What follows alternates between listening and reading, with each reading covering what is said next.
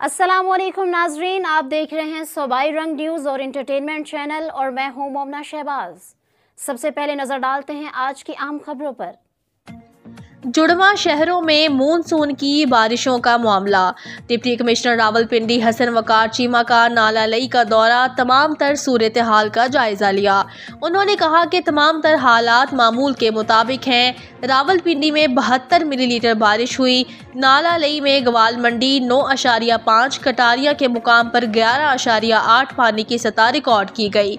तमाम 19 पॉइंट्स पर रेस्क्यू 1122 समेत तमाम मुतलका इदारों के अफसरान और एहलकार अलर्ट हैं। शहरियों से गुजारिश है कि बरसाती नालों के करीब जाने से गुरेज करें।